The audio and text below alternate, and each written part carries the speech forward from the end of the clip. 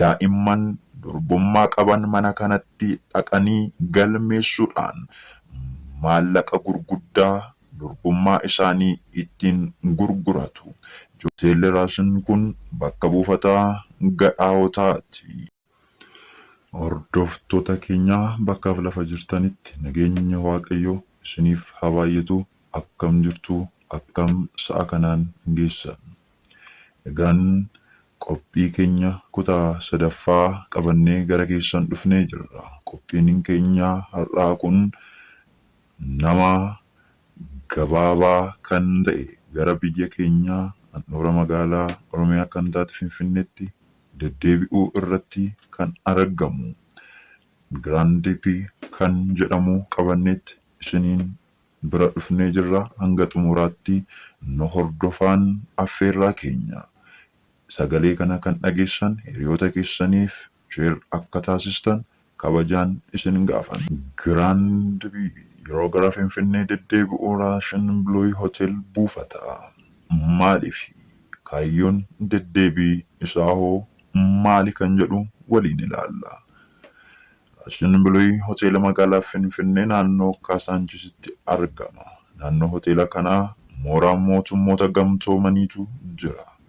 Akkasuma buufata xayyaaraa Boolee irraatii kiiloomeetira 6 qofaa kan fagaatu. Masaraan mootummaa Dirreen Masqalaa fi Bataskaanni Kaatedraaliis naannoodhuma kana jira.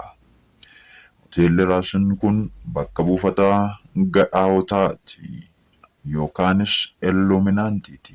Hoteela kana keessatti hojiin xuraa'ummaa dhaloota naaffisu kalaqamee akkasumas hojjetamee gadi bu'uun biyyattii faalaattiin jira. Walga'ii gurguddoon ergamoota bineensichaatiin qophaa'u goolee idil addunyaa irraatii yeroo gara biyyaa dhufamu hoteela kana keessatti kan geggeeffamu. Hoteelli kun bakka buufataa xuraa'otaati. Hoteela kana keessatti qaamni dhala namaa maallaqaan gurgurama. Daa'imman durbummaa qaban mana kanatti dhaqanii galmeessuudhaan maallaqa gurguddaa durbummaa isaanii ittiin gurguratu.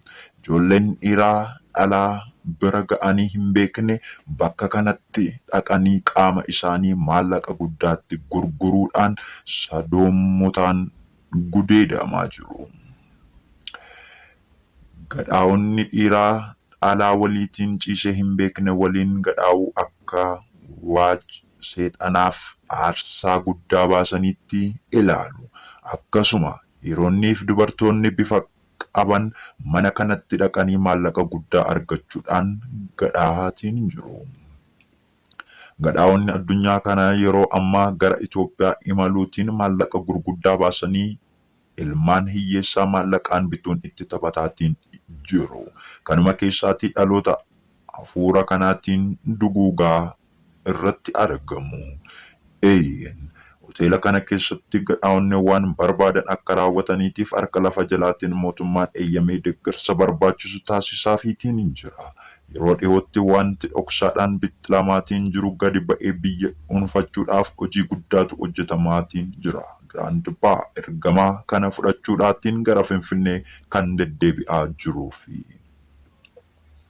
Giraandii fuula miidiyaa hawaasummaa isaa irratti masaraa mootummaa bakka siidaan Haayile Sillaasee jiruu fi akka daawwatee barreesseetiin jira. Akkuma suura irratti mul'atu bakka siidaan Haayile Sillaasee jiru kana uffanni lafa hafamee jiruu fi utubaa dhaabbatu irratti mallattoo Illuminaantiitu godhameetiin jira. Qoomni Haayile Sillaasees sanuma agarsiisa. Haayile Sillaaseen ergama bineensichaa Afrikaa guutuu dhaalchisuudhaatiif otoo xaaruu yeroo wareegamu ilmaan isaa har'a ammoo sana itti fufsiisuudhaatiif ba'aa jiru. Giraandii tibba darbe Finfinnee yeroo daawwate ergama Haayile Sillaaseen itti wareegame galmaan ga'uuf gara Itoophiyaa deddeebi'aa akka jirus dubbateetiin ture. Hordoftoota keenya, qophiin keenya akkuma itti fufeetti jira.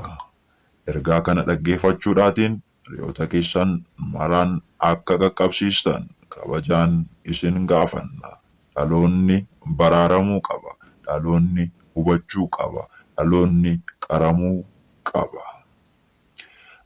Yaa'imada biyya abboonni lafee isaanii itti cabsanii dhiiga itti dhangalaasuun geela dhaalchisan kana kan inni eeyyama ilmaan bineensichaa kanaatiif kennee laaksisaa jiruuf gareen illuminaantota aangoo irra akka isa tursiisaniif waadaa seenanii fi irraatii ka'eeti. Akkasuma maallaqa guddaa itti dhangalaasuudhaatiin Itoophiyaa harkatti galfachuudhaaf irratti hojjetaa waan jiran sababa kanaafi.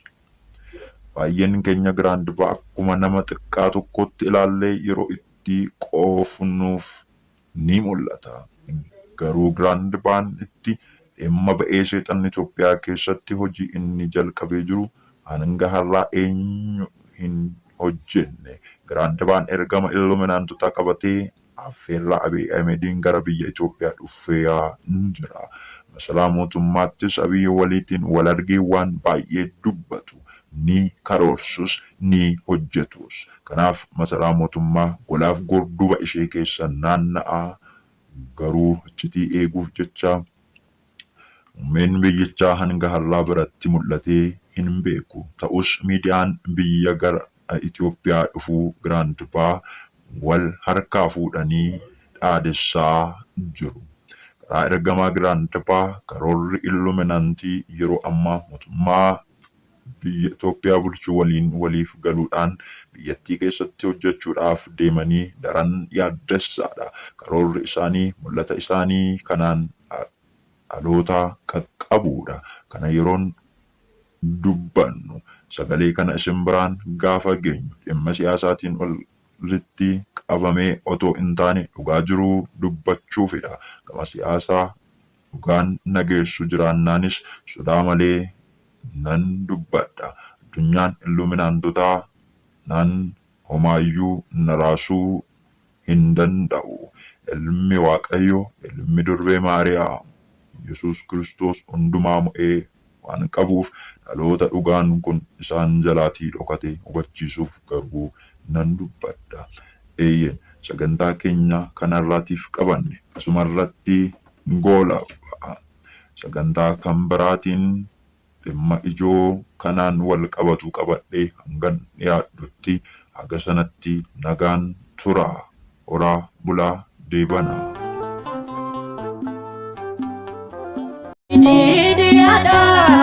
Galanni keenya ulfina isaatiif kaanee hundi keenya Waaqa jiraatu hundaa dabarsee weedduu hafuuraa